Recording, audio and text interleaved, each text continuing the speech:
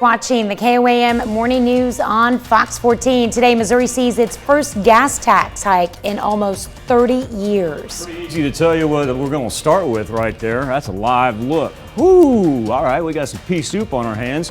And then after that, we'll talk about rainfall for a Friday and a Saturday. All the latest in the Skywatch Weather Center. Also, exercise is good for you in another way, fighting diabetes. All of that and more coming up. The 4 states' most watched news starts now. Thanks for joining us for the KOAM Morning News on Fox 14. I'm Tanya Bach. The Crawford County Sheriff's Office and Barton County deputies arrest 2 car theft suspects after a chase. The chase started in Crawford County and ended in a field on Highway O in Barton County. A man and woman were arrested. Police say the car was stolen out of Joplin. We're awaiting more information. We'll have that for you when it becomes available. Starting today, Missourians will be paying more at the pump. For the first time since 1992, the Show Me State is raising the gas tax. State tax will go up by 2.5 cents per gallon, placing the total tax at 19.5 cents per gallon. The Joplin trucking industry veteran says he's seen various gas tax increases throughout his career and thinks 4 staters will be paying it in more ways than one. As the cost of transporting any goods, as that cost goes up, that's going to be passed right along to everybody that shops, whether it's diapers or broccoli or whatever it might be. And this gas tax is not a one-time deal. Missouri will raise the tax 2.5 cents each year for the next 4 years. A new COVID vaccine policy at Mercy Health in Joplin started yesterday. According to Mercy, some workers waited until the last days to meet the policy before facing a up to 28-day unpaid suspension. Mercy says after 28 days, they will have an accurate number of workers who choose not to comply with the new policy. Orlando-based Liberty Counsel says it sent a demand letter to Mercy Health System on behalf of 14 employees and numerous others who have been unlawfully denied religious exemption from the COVID shot mandate without explanation or ability to appeal. The statement does not single out Mercy Health Joplin. The statement from Liberty Counsel also says these employees have sincerely held religious beliefs that life is sacred from the moment of conception. And all 3 of the currently available COVID injections are produced by, derived from, manufactured with, tested on, developed with, or otherwise connected to or associated with aborted fetal cell lines. Fetal cell lines were used during the research and development of the Moderna and Pfizer vaccines, but not production. Johnson & Johnson uses them during production for its vaccine. Liberty Counsel is a tax-exempt religious liberty organization that engages in litigation related to evangelical Christian values. The Southern Poverty Law Center lists them as a designated anti-LGBTQ hate group. Missouri Auditor Nicole Galloway is suing a state board that investigated her after she issued critical audits of Senator Josh Hawley over his use of funds while he was a Missouri Attorney General. Galloway says in a lawsuit that the State Board of Accountancy is threatening to discipline her and her staff after she issued an audit in 2018 saying that Hawley potentially used state funds for his successful run for the U.S. Senate. In response, Hawley asked the Accountancy Board to investigate Galloway. In her lawsuit, Galloway is asking a Cole County judge to find that the board's powers do not apply to government agencies reviewed by the state auditor. Cox Health is having career fairs in Springfield, Branson, Monette, and Lamar. Cox Barton County will hold its fair October 8th from 11 in the morning until 1 p.m. and Cox Monette will have a career event October 25th from 11 in the morning until 1 p.m. Cox now has a $15.25 starting wage. We increased our minimum wage to $15.25 an hour to be more competitive in the market, and that helped quite a bit. So normally we see staffing issues or struggles with more clinical positions, but I would say that frontline positions have become more difficult to fill, just like pretty much all industries, it seems like. Visit the Cox Health website for more information.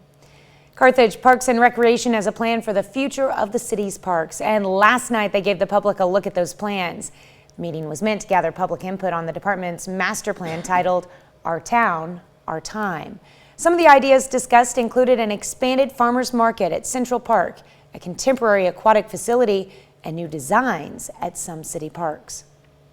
It's not as much, here's what we're doing. It's here's what all of the information tells us. Here's what all of our meetings tell us. Now here's our concept designs, and how do you feel about it? There's still time to give us some input before we make a final recommendation. Presented last night came from a survey of residents completed last year. Well, check out this drone footage of Hurricane Henry taken on Thursday. Solar-powered Sala drone found itself battling 50-foot waves and winds over 120 miles an hour. Sala drone is part of a 5-drone fleet tasked with gathering storm data in the Atlantic during the hurricane season. The specially designed drone comes with a hurricane wing, which enables it to function in extreme conditions. I don't think that was a Henry if it was taken on a Thursday. Yeah, that would have been a couple of Thursdays ago if it was Henry. Which could have been the case. I'm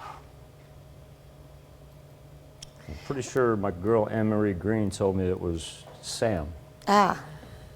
I could be wrong. I don't know. Either way, it's impressive. And the ability to be able to do that and see what it's like inside and not risk any human life. When I saw this late last night, this morning, I was waiting to hear if the drone made it back. Because it very well probably has the capability of a live feed. True. If you will. And so that's why I was wondering if they just knew it probably wasn't going to make it out of the storm. I don't know. Once again, I'm coming up with more questions than what I have answers. Still is pretty amazing footage. It's crazy. 50-foot waves. I can't fathom. I cannot fathom. Well, one wave could have taken it out of, I would have mentioned that probably. How'd you like to have to be the person in charge of flying it? You know how expensive that must be? Like I said, that's why I was curious to know if they planned on getting it back. Right. Oh, well, they were just like, this thing probably ain't gonna make it. I don't know, it is truly amazing to be able to do that. All right, let's talk about Sam, just real fast. We got plenty of stuff to talk about here in the 4 states. We'll just glaze past this real fast, but there it is, Category 4. Bahamas, Bermuda, gonna get storm swells today. Now, let's talk about what we've got cooking. All the rain staying off way to our far east. We had a little morning shower in southwest Missouri, but that's a thing of the past. So here's what we got to concentrate on right now. The fact that that's is outside of Television City. Can't hardly see your hand in front of your face right there. That's a live look. Barely see the headlights out in the distance right there. Here's why I was saying during the KOAM morning news. Sometimes I'll trust my naked eye more than I'll trust numbers on a fog tracker. So I'm going to show you those, and I'm going to show you that. That's what we need to be aware of right there. And it's going to take a while for that to burn off because our temperatures aren't a problem. It's our humidity. It's all the way up to 96% right now in Joplin. And this fog is going to stick around for about the next hour or so, easily. Now, eventually, we're going to get temperatures that'll be high 70s, low 80s. But here's the big factor for the next 2 days. It's going to be the amount of rain that we get. We'll start around the noon hour, and we're going to work from southwest to northeast through Friday afternoon. Here we are about high school football kickoff time. Even though you don't see a whole lot of green there, I'm umbrella and rain gear, just be on the safe side. And then as we get into Saturday morning, we don't get that really late night break, early morning rest from Friday into Saturday, because we're going to roll that Saturday afternoon into Saturday evening as well, just in time, of course, for Pitt State and Missouri Southern and the rivalry game. Now, we get through the next 2 days, 1.5 inches, 2.5 inches of rain up, in addition to what we've already got. And then we're finally taking a break. Going to be a gorgeous, gorgeous October Sunday. Highs around 80 degrees and plenty of sunshine. Right up next, Tom Hardy brings Venom back to the big screen. And later, the increasing difficulty to feed some Missouri schools. You're watching the KOAM Morning News on Fox 14. COVID booster shots do not appear to produce side effects more severe than a second dose. According to the Centers for Disease Control and Prevention, less than a third of people who have received a third shot have reported any side effects. Of those who did, the most common complaints were injection site pain, fatigue, and headache. Most of the people who experienced side effects said they were significant enough to prevent normal activities the day after the shot. CDC characterizes those effects as brief and mild to moderate. A new analysis of data shows kidney transplant recipients and kidney failure patients are especially vulnerable to COVID-19 and have a higher risk of dying from COVID compared to the general population. Researchers at Columbia University Irving Medical Center found nearly 1 in 6 deaths among transplant recipients in the United States in 2020 was attributed to COVID-19. Research shows those who died from COVID were younger, more likely to be obese, and belong to racial or ethnic minority groups. If left untreated, diabetes can lead to complications such as heart disease, nerve damage, kidney failure, blindness, and even amputations. However, lifestyle changes can reduce your diabetes risk. There is one particular exercise that can provide some of the greatest benefits. Marty Salt has more. About 34 million Americans are living with diabetes in the U.S. 88 million Americans are pre-diabetic or on the verge of developing diabetes. But there are things pre-diabetics can do to stop diabetes in its tracks. In fact, new research from a Michigan university has found strength training is an effective way to reduce diabetes risk. Exercises using resistance bands or free weights aids in weight loss and also in regulating blood sugar. If you're not exercising and you're gaining weight, your insulin needs don't stay the same. In the study, researchers found risk was significantly lower for those who stuck with the training at least 12 weeks. If you're a beginner to strength training, start small. Try exercises such as dumbbell deadlifts, Russian twists, and tricep dips, and use lighter weights. Slowly work your way up to more weight as you get stronger. I'm Marty Salt reporting. Clinic study has shown strength training can reduce someone's risk of developing type 2 diabetes as much as 32%. Studies have also shown that strength training can benefit those who have type 1 diabetes too. Well, staying on antidepressants long-term reduces the chances of relapse, and that's according to a study in the New England Journal of Medicine that found when people stop taking the medications after a long period, more than half experience a new episode of depression within a year. Researchers also found many people were able to effectively stop taking their antidepressants when the medication was tapered over 2 months. Fall is here and the weather is cooling off, but it's time for you to warm up with a plate of fresh baked cookies and then cool down again with a glass of milk. Why, you ask? Well, that's because today is National Homemade Cookies Day. That's right, it's observed every year on October 1st. So bake away. Chocolate chip, peanut butter, cinnamon raisin.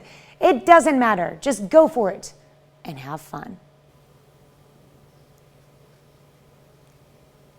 I love cookies. I'm droning. Did you investigate the drone? Was it Sam? No, well, now I'm reading about the sail drone and where these things come from. Those cookies look so good, Michael. Yeah. Now, I'm not a geek or anything. Don't worry about me, folks. Even the video of freshly baked cookies doesn't turn you away from your weather information. So that's how dedicated you are. No. Yeah. I heard it was something about Cookie Day. It's National Homemade Cookie Day. I'm having lox and bagels for breakfast.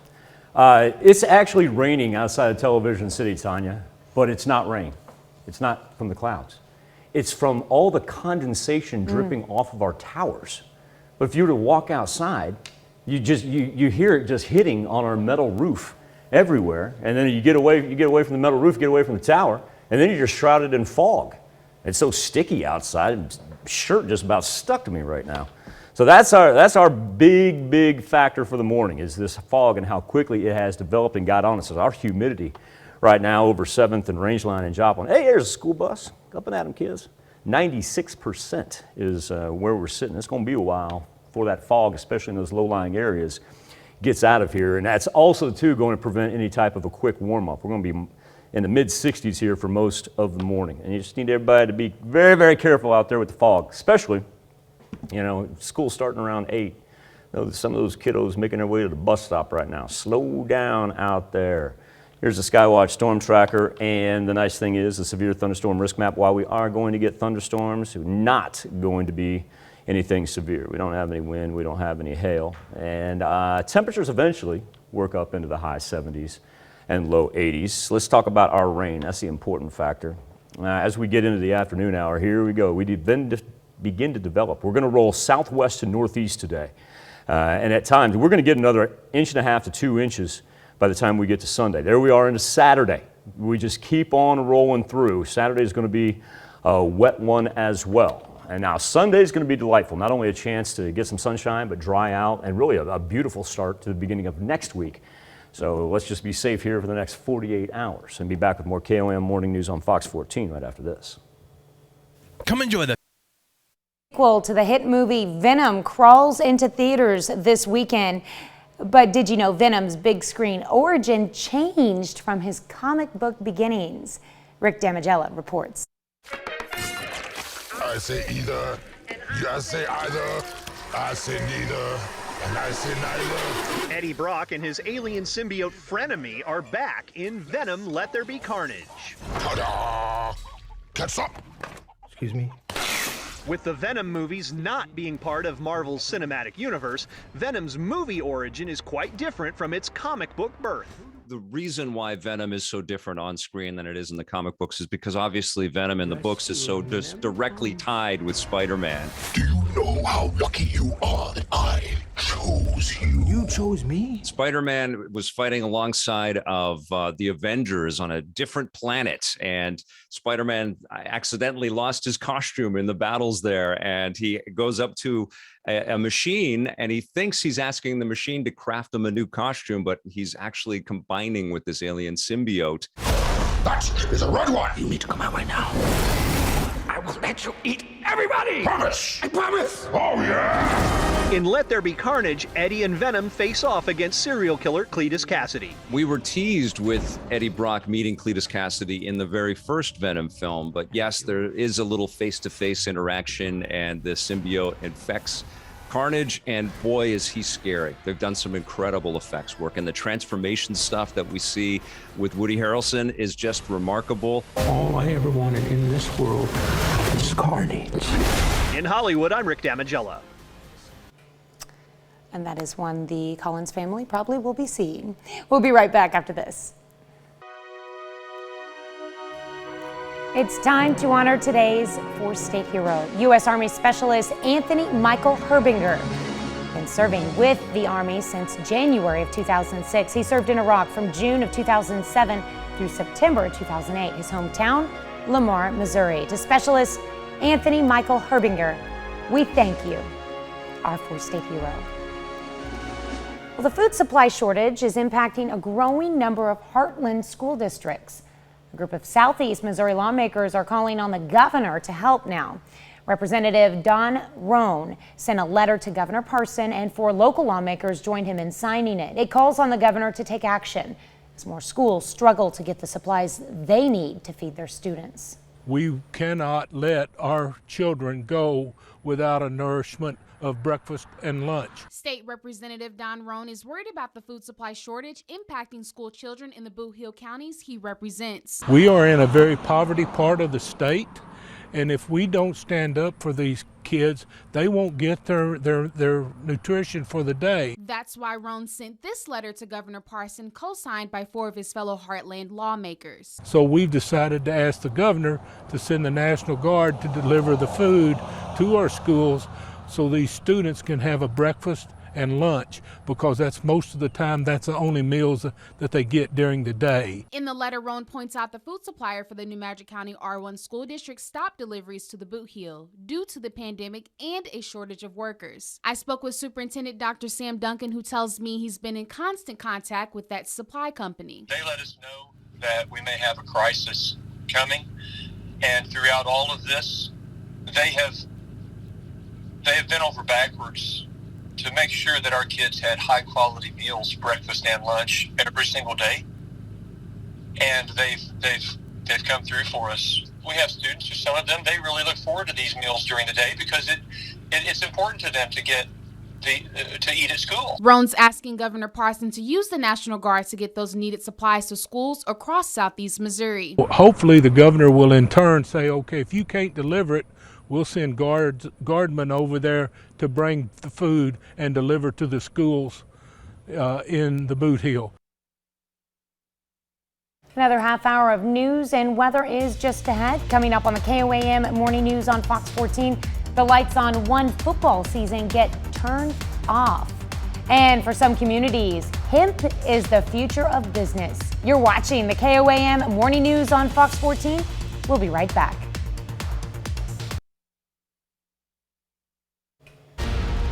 Welcome back to the KOAM Morning News on Fox 14. It's currently 7:30. Let's take a look at today's top stories. Crawford County Sheriff's Office and Barton County deputies arrest 2 car theft suspects after a chase. The chase started in Crawford County and ended in a field on Highway O in Barton County. A man and woman were arrested. Police say the car was stolen out of Joplin. We're awaiting more information and we'll have that for you when it becomes available. A new COVID vaccine policy at Mercy Health in Joplin started yesterday. According to Mercy, some workers waited until the last days to meet this policy before facing a up to 28-day unpaid suspension. Mercy says after 28 days, they will have an accurate number of workers who choose not to comply with this new policy.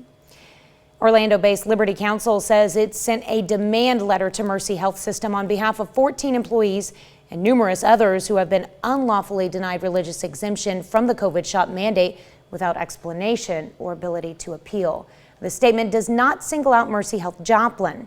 The statement from Liberty Counsel also says these employees have sincerely held religious beliefs that life is sacred from the moment of conception, and that all 3 of the currently available COVID injections are produced by, derived from, manufactured with, tested on, developed with, or otherwise connected to or associated with aborted fetal cell lines.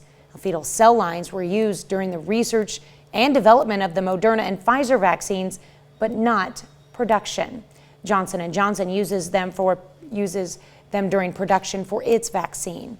Liberty Counsel is a tax-exempt religious liberty organization that engages in litigation related to evangelical Christian values.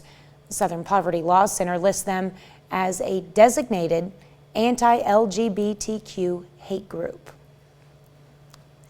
The Jasper County Health Department reports we've lost another 4-stater to COVID-19. The patient was a 70-year-old man. The latest death brings the county's total to 217. Missouri Auditor Nicole Galloway is suing a state board that investigated her after she issued critical audits of Senator Josh Hawley over his use of funds while he was Missouri Attorney General. Galloway says in a lawsuit that the State Board of Accountancy is threatening to discipline her and her staff after she issued an audit in 2018 saying that Hawley potentially used state funds for his successful run for the U.S. Senate. In response, Hawley asked the Accountancy Board to investigate Galloway. In her lawsuit, Galloway is asking a Cole County judge to find that the board's powers do not apply to government agencies reviewed by the state auditor. Starting today, Missourians will be paying more at the pump. For the first time since 1992, the Show Me state is raising the gas tax. State tax will go up by 2.5 cents per gallon, placing the total tax at 19.5 cents per gallon. Joplin trucking industry veterans says he's seen various gas tax increases throughout his career and thinks 4-staters will be paying it in more ways than one. As the cost of transporting any goods, as that cost goes up, that's going to be passed right along to everybody that shops, whether it's diapers or broccoli or whatever it might be.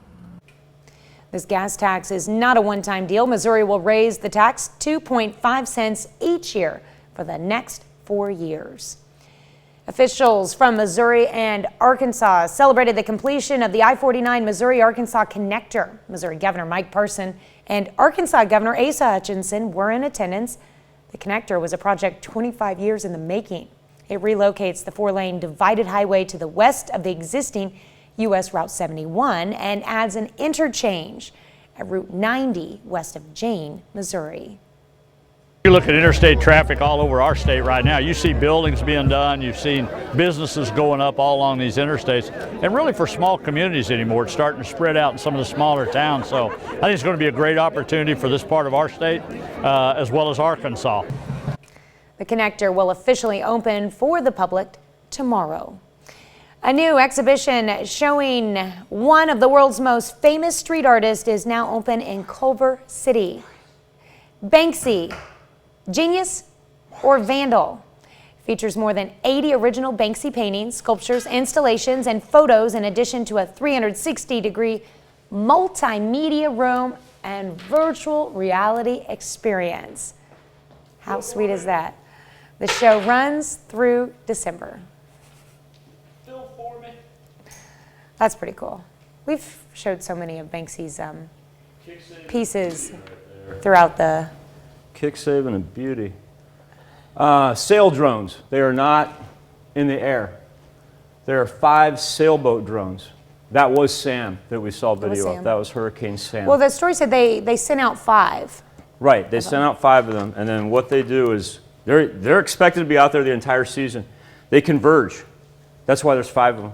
They converge around the storm, and what they're trying to do is identify the rapid intensification where the air meets the seawater. And before, we've relied on the old hurricane hunters. I shouldn't call them old. It's amazing technology, what those pilots and the technology are able to do.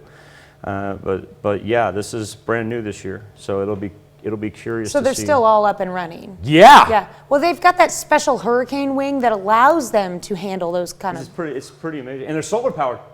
How about that? Nice. Better hope you don't get extended cloud cover over the Atlantic. We got to talk about fog. That's a live look outside of Television City right there. Please, low beams, a lot of room between you and other drivers. Watch out for the kiddos. Now, when we've been talking about the fog tracker, we do see, we see Girard and Iola that have dropped down less than 1/10 of a mile, but Carl Junction is, one of our notorious spots there, where sometimes we get some dense fog and it's looking pretty good. So like I said, I'm going to go with just the naked eye right here, and I want everybody to kind of soak that in, get an idea of exactly how thick that can be on your low-lying areas. What we've got temperature-wise, anywhere from low to mid-60s.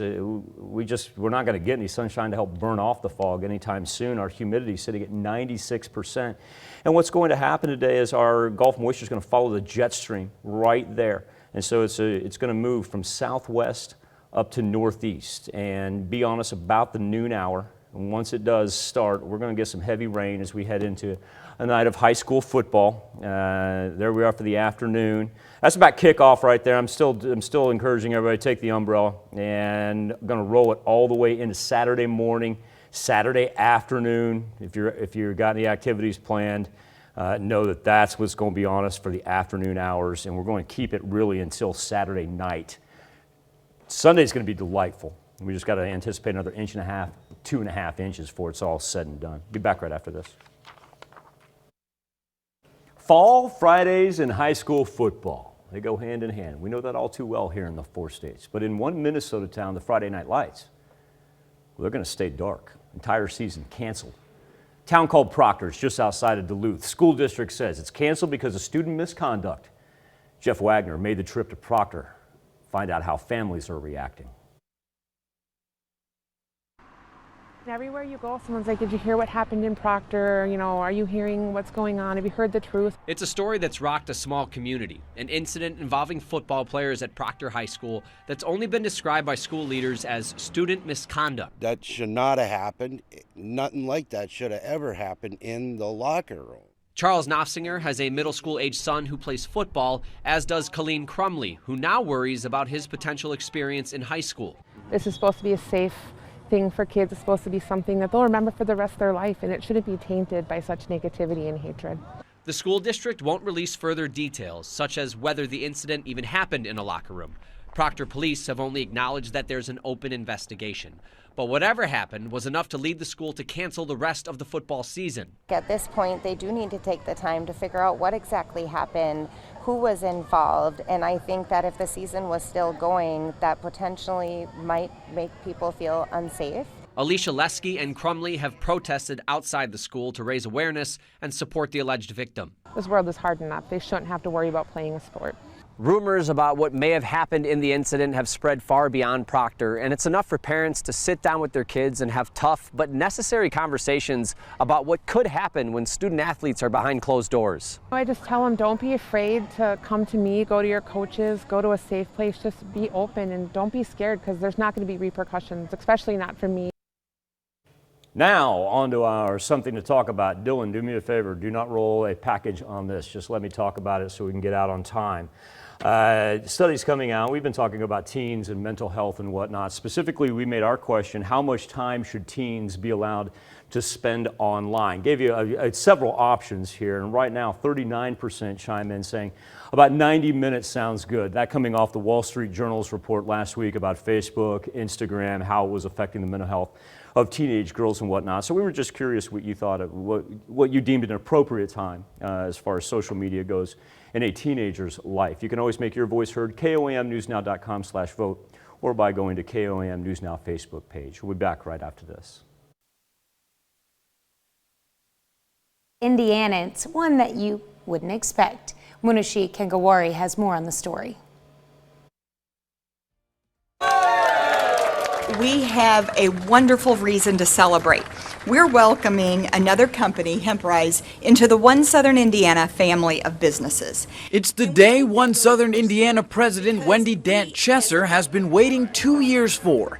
Tangible results from the region's newest $80 million facility, a hemp processing and manufacturing plant that's unlike any other in the country. You've got a great company, a long future, a leader in its industry, a foreign company that is making an investment in our community, and a product that has lots of potential. That product is hemp. It can be used to create a number of common everyday products like skin and hair care.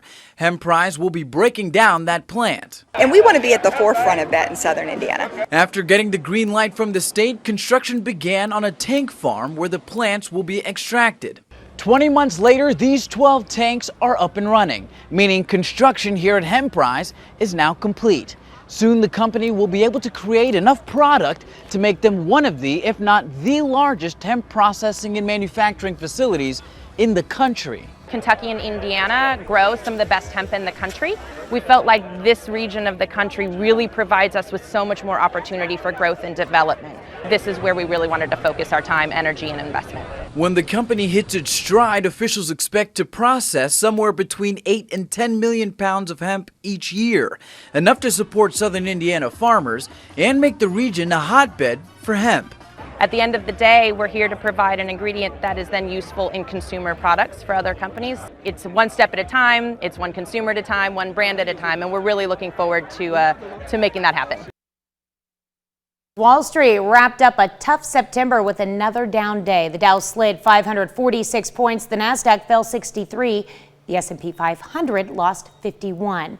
September was Wall Street's worst month since March of 2020 when the coronavirus pandemic took hold. The S&P 500, the broadest measure of U.S. stocks, tumbled 4.8% over the last month. Tech-heavy Nasdaq, which has been sensitive to rising inflation and bond yields, dropped 5.3%. Shares of Bed Bath & Beyond sank more than 20% yesterday following a disappointing quarterly report card. The retailer said the coronavirus pandemic caused a massive drop-off in shopper traffic in August, which led to lower sales than expected. Bed Bath & Beyond said the ongoing supply crunch has also hurt business, and the company posted a loss of $73.2 million. We'll be right back with more after this, but first, let's take a look at the market prices before the opening bell.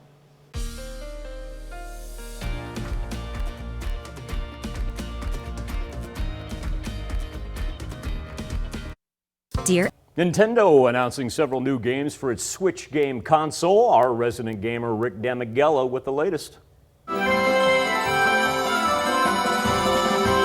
During its recent streaming event, Nintendo showed off several upcoming games. There's always a surprise whenever Nintendo puts a video together to kind of showcase what's coming up for their platform, the Nintendo Switch. And they delivered a bunch of really big knockout punches.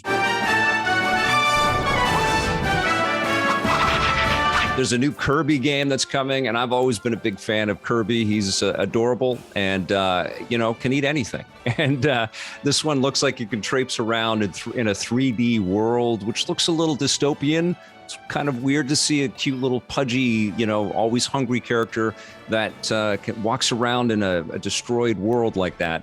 It seems I'm unfashionably late, but I'm ready to give you everything you want. We have finally got a really nice look at Bayonetta 3, which is developed by one of my favorite game developers, Platinum Games in Osaka, Japan. They are masters at action-based gameplay, and Bayonetta 3 looks phenomenal.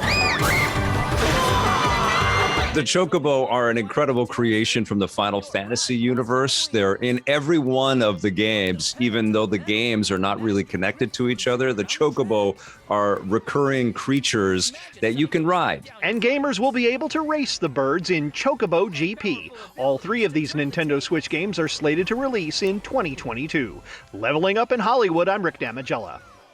A little pop in the radar here in between Joplin and Carthage on the Skywatch Storm Tracker. It's not heavy rain, but I'll tell you what we can do is slow this down here as we face off toward Carthage. You see it coming down there in the far distance. Now, let's take a look at our current conditions. We'll get back to the radar. 66 degrees, 96% humidity, and that is why we have the resulting fog. Live look outside of Television City. And that thing just keeps on getting denser as we go. Fog tracker numbers know that it's thick. I'd rather have you pay attention to the actual live picture than the numbers. Temperatures anywhere between 63 and 67. It's been pleasant but humid, that is for sure. And what we'll do today is we will follow the old jet stream coming down here off the Mexican border. And as it moves its way from southwest to northeast, that is exactly where our precipitation will arrive for this afternoon and carry us all the way from Friday night into Saturday morning. When we look at the severe thunderstorm risk map, we don't have the threat of high wind or hail, but we will have the lightning and thunder very similar in nature to what we experienced yesterday. Now, when we talk about yesterday, it was probably a welcome relief, even though it came down in droves at some point in time, to have a little bit more spread out than what we had on Thursday, where it just dominated southeast Kansas. If we look at our rain totals going back to Thursday, finally the central and eastern portions of the 4 states getting some rain, mostly yesterday. South did as well. And we've seen anywhere from pockets of 3.5 inches already, and we still got another 1.5 inches, 2.5 inches to go by the time it's all said and done. Our temperatures today going to be up into the high 70s, low 80s as we progress toward the afternoon. There we go. We start down southwest up to the northeast, carry us through Friday night. There we are about high school football kickoff time. Even though we don't see a lot of green for our highlighted counties, I still encourage everybody to have an umbrella on hand. And then as we get into Saturday morning, we got additional rainfall that's going to come through. That's some pretty heavy stuff right there, just in time for the Pitt State Missouri Southern rivalry game that's going to take place this Saturday at Fred G. Hughes Stadium. 7-day forecast. Wait till we get to Sunday. We'll throw up some sunshine, some very nice temperatures. Matter of fact, our first full week of October should be pretty delightful. Just got to get through the next 2 days of rain. We'll be back, wrap up this edition of the KOAM Morning News on Fox 14 right after this. Welcome back to the KOAM Morning News on Fox 14. Here's what's happening today. On the brink of a partial federal shutdown, the House and Senate pass a bill to keep the government open through December 3rd. But another crisis looms next month. Treasury Secretary Janet Yellen told a House panel that failure to raise the debt ceiling will lead to a financial crisis and economic recession.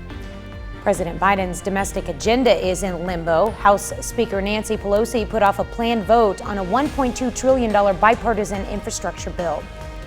Progressives are holding out on a deal for a larger social spending measure.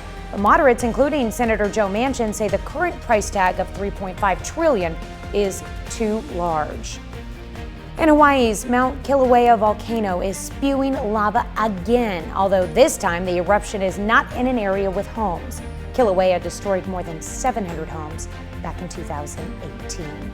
Let's check in with Michael with a final look at your forecast. Wait for the afternoon hours and the rain will begin in earnest. Take us all the way into Friday night. Thunder and lightning will avoid the high winds and hail. It's going to be a wet weekend until we get to Sunday and we can kick out some sunshine. Temperature's not too bad. Just going to need we're going to want. It's nice to have the rain, but we're going to want a chance to get a little dry there from Sunday through Tuesday. Hollywood news just for you, Michael. Your girl Scarlett Johansson and the Walt Disney Company on Thursday settled a lawsuit over the... It's the lawsuit over the streaming release of Black Widow, bringing a swift end to what had begun as the first major fight between a studio and star over recent changes in rollout plans for films. Johansson filed the lawsuit in Los Angeles Superior Court 2 months ago, saying the streaming release of the Marvel movie breached her contract and deprived her of potential earnings. Terms of the deal were not disclosed, but the two sides released a joint statement in which they pledged to continue working together. We had movie video in there too. Black Widow is one of my favorite Marvel superheroes. She ran in that movie. Yes, she did. Yeah, a lot. Yes, she did. It's great. It's a great thing about a Scarlett Johansson movie. About where you at. About you have your cardio sitting in your seat right there, going, man, that's a lot of running in that movie. Scarlett Johansson is the Black Widow. Almost as much as Tom Cruise. Thank you for letting us put the good in your morning. Back with more news and weather when we see you at noon. Have a great morning and an even better day.